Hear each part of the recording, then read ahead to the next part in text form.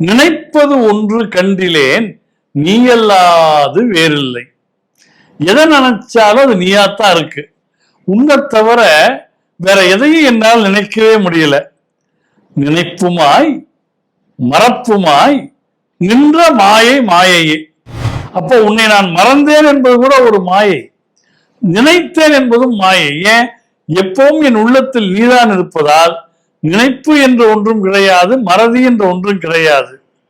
அனைத்துமாய் அகண்டமாய் அனாதிமுன் அனாதியாய் உள்ளபடியே பக்தியின் ஊக்கம் நிரம்பிய பாட்டு.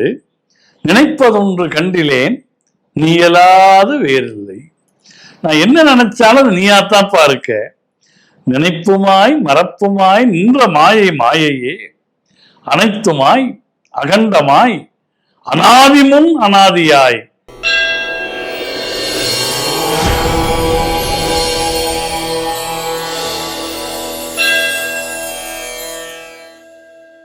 தெய்வத்தமிழ் டிவி நேயர்களுக்கு அன்பான வணக்கம். சித்தர் சிவவாக்கியர் பொட்டில் அடித்தது போல் பாட்டில் அடிக்கக்கூடிய பாங்கு வாய்ந்தவர். நமக்கு புத்தியில் உரைக்கும்படி கத்திமுனை கூர்மையோடு கருத்துக்களை சொல்கிற அருளாளர். அவர்கிட்ட ஒரு கற்பனையா ஒரு உரையாடல் நம்ம யோசிச்சு பார்ப்போமே. உரையாடல் கற்பனை அல்ல, சூழ்நிலை கற்பனை. பொதுவா நம்ம யாருக்காவது அன்பு மிக்கவர்களாக இருந்தார்கள் என்று வைத்துக் கொள்ளுங்களேன். அங்க என்ன நடக்கும்? ஒரு கேள்வி கேட்போம். ஒரு 4 நாள் 5 நாள் பிரிந்து இருக்கிறார்கள்னு வச்சுக்கோங்களேன். நீ வாழ்க்கையில் எப்பவாவது என்ன நினைச்சியா? இந்த 4 நாள் நான் ஊர்ல இல்லையே. கணவன் மனைவி கிட்ட கேட்பான். கணவர் ஒரு சேல்ஸ் ரெப்ரசன்டேட்டிவ், ஊரா போறவர்.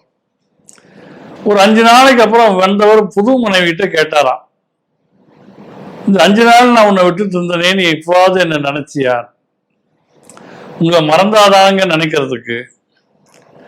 எதை பார்த்தாலும் உங்களை மாதிரியே தெரிஞ்சது. மரத்தை பார்த்தா நீங்க, மட்டையை பார்த்தா நீங்க, குளத்தை பார்த்தா நீங்க, குட்டையை பார்த்தா நீங்க. நேற்று சாயங்காலம் தெருவில் ஒரு குரங்காட்டி போனான். அவனை பார்த்தா உங்க மாதிரியே இருந்தது. கோச்சுக்காதீங்க, அந்த குரங்கு கூட உங்க மாதிரியே இருந்ததுன்னு அந்த மனைவி சொன்னாலாம். அதுக்கப்புறம் கணவர் வெளியூர் போயிட்டு வந்தாலும் இந்த கேள்வி கேட்கதே விட்டுட்டார், எதுக்கு வம்புன்னு. அப்ப நமக்கு ரொம்ப இணக்கமானவர்களை மனசையே வச்சிருந்தோம்னு வச்சுங்களேன், அவருக்கு நிக்கிற மாதிரி, உட்கார்ற மாதிரி, கூப்பிடுற மாதிரி எல்லாம் தோணும். கனவிலும் நனவிலும் இருக்கும். அப்ப உன்னை தவிர வேற ஞாபகமே எனக்கு வரவில்லை என்று சிவபெருமானிடத்திலே சிவவாக்கியர் சொல்லுகிறார். நினைப்பது ஒன்று கண்டிலேன் நீயல்லாது வேறில்லை. எதை நினைச்சாலும் அது நீயாத்தான் இருக்கு. உன்னை தவிர வேற எதையும் என்னால் நினைக்கவே முடியல. நினைப்புமாய் மறப்புமாய் நின்ற மாயை மாயையே.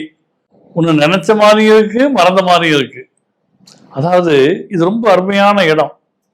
அவதாரங்களாக இறைவன் இறங்கி வருகிற போது தான் கடவுள் என்பதை அவன் நினைத்திருக்கிறானா, மறந்து விட்டானா? இந்த கேள்வி எல்லாருக்கும் வரும். ராமன் மனிதனைப் போலவே துன்பங்களுக்கெல்லாம் ஆட்படுகிற போது அவன் தான் கடவுள்ங்கிறதையே மறந்துட்டானோங்கிற சந்தேகம் சில நேரங்கள்ல வரும். அதை கருடன் தீர்த்து வைப்பதாக கம்பர் எழுதுகிறார். தன்னுடைய தலைவர் தானே ராமர். கருடன் யாரு? ராமன் திருமாலா இருக்கிறப்ப திருமாலுக்கு டிரைவர். அவர் தான் நாகபாசம் நீங்குங்கிற போது கருடன் வர வேண்டும்னு விரும்புகிறார். கருடன் வருகிறார். ஆனா அவர் தன்னுடைய டிரைவர்னு இவருக்கு தெரியல. நீங்க யாருன்னு கேட்கிறார். அப்போ உடனே கருடன் சொல்லுகிறார், எப்பா உன்னை பார்த்தா இதெல்லாம் மறந்த மாதிரி இருக்கு, மறக்காத மாதிரி இருக்கு. நீ பிறந்த மாதிரி இருக்கு, பிறக்காத மாதிரி இருக்கு. நீதான்ப்பா இப்ப எங்களை குழப்பறாராம்.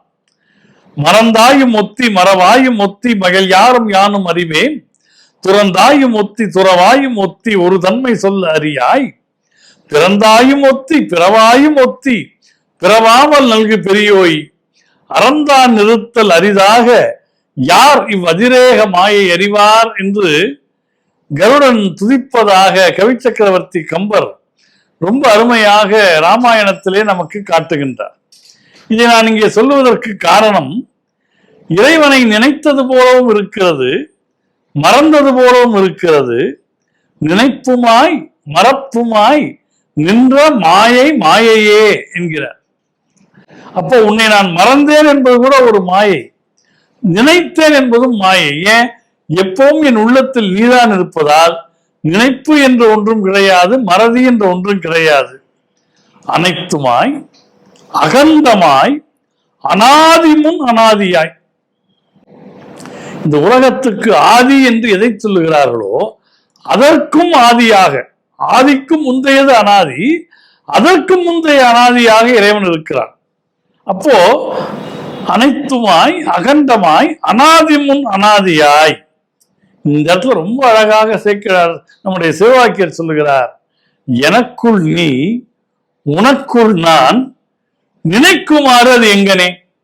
நான் உனக்குள்ள இருக்கேன், நீ எனக்குள்ள இருக்க, நான் உன்னை தனியா எப்படி நினைக்க முடியுங்கிறார். அது இறைவன் எனக்குள்ளே இருக்கிறான் என்று சொல்வது ஆன்மீகத்தின் ஆரம்ப நிலை. இறைவனுக்குள்ளே நான் இருக்கிறேன் என்று சொல்வது ஆன்மீகத்தின் மிக உயர்ந்த நிலை.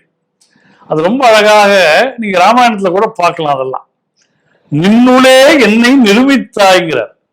கடவுள் என்ன செய்யறாரா, நாம் அவனை நமக்குள் வைத்து அழகு பார்ப்பது போல நம்மை தனக்குள்ளே வைத்தவர் அழகு பார்க்கிறார். அப்பா, எனக்குள்ள நீ இருக்க, உனக்குள்ள நான் இருக்கேன், அப்புறம் என்ன நினைச்சியா மறந்தியான்னு என்ன கேள்வி வேண்டி கிடக்குன்னு சிவபெருமானை பார்த்து சிவவாக்கியர் கேட்பதாக இந்த பாடல் அமைந்திருக்கிறது. உள்ளபடியே பக்தியின் உருக்கம் நிரம்பிய பாட்டு. நினைப்பதொன்று கண்டிலேன் நீயலாது வேறில்லை. நான் என்ன நினைச்சாலும் நீயாத்தாப்பா இருக்க. நினைப்புமாய் மறப்புமாய் நின்ற மாயை மாயையே. அனைத்துமாய் அகண்டமாய் அனாதிமுன் அனாதியாய். எனக்குள் நீ உனக்குள் நான் இல்ல நினைக்குமாறு அது எங்கனே அப்படின்னு கேட்கிறார். இது இறைவனுக்கும் பரமாத்மாவுக்கும் ஜீவாத்மாவுக்கும் இருக்கக்கூடிய உயிர் தொடர்பை உணர்த்துகிற பாடல் இந்த பாடல். சதா சர்வ காலம் தெய்வ சிந்தையிலேயே இருப்பவர்கள் உலக வாழ்க்கையிலே இயங்குவார்கள். நம்மை போலதான் இருப்பார்கள், நம்மை போலவே இயங்குவார்கள், சாப்பிடுவார்கள், உறங்குவார்கள். ஆனா அவங்க மனசு எதுல இருக்குமா? இறைமையில் லயித்திருக்கும். அவங்க எத்தவத்தை பெற்றாலும் ஏது அவத்தை பட்டாலும் முத்தர் மனம் இருக்கும் மோனத்தேன். அவங்க தவம் செஞ்சாலும் சரி, உலக வாழ்க்கையில் உழன்று கொண்டாலும் சரி, அவங்க மனம் அசைவில்லாத மோனம் என்கிற நிலையில் ஸ்திர பிரஜைகளாக இறைவனோடு இணைந்திருக்கும் என்று சொல்லுகிறார். அத்தகைய தன்மையை பெறக்கூடியவர்கள்தான் உலக வாழ்க்கையில் இயங்கிக் கொண்டே மறுமை என்கிற மகத்தான தன்மையில் தங்கள் கால்களை பதிப்பவர்களாகவும் பிறரை கடைத்தேற்றக்கூடிய குருமார்களாகவும் விளங்குபவர்கள். பார்க்கறதுக்கு நம்மள மாதிரியே இருக்கிறாங்களே, நம்மளை விட இன்னும் டாம்பிகமா இருக்காங்களேன்னா அதை கொண்டு ஒரு ஆன்மாவை, ஒரு ஞானியை அளக்க முடியாது. அதற்கான அளவுகோல் அது அல்ல என்பதை ரொம்ப தெளிவாக நாம் உணர்ந்து கொள்ளுகிற விதமாக சிவவாக்கியர் இந்த பாடலை அருளி இருக்கிறார். எனவே புறத்தோற்றத்தை கண்டு நாம் ஒருவரை எடை போடுவதை காட்டிலும் அவர் தனக்குள்ளே ஆழ அமிழ்ந்து இறை உணர்வினுடைய உச்சத்தில் இருக்கிறார் என்பதை உணர வேண்டும் என்பதையும் சிவவாக்கியருடைய இந்த பாட்டு சேர்ந்து நமக்கு ஞாபகப்படுத்துகிறது.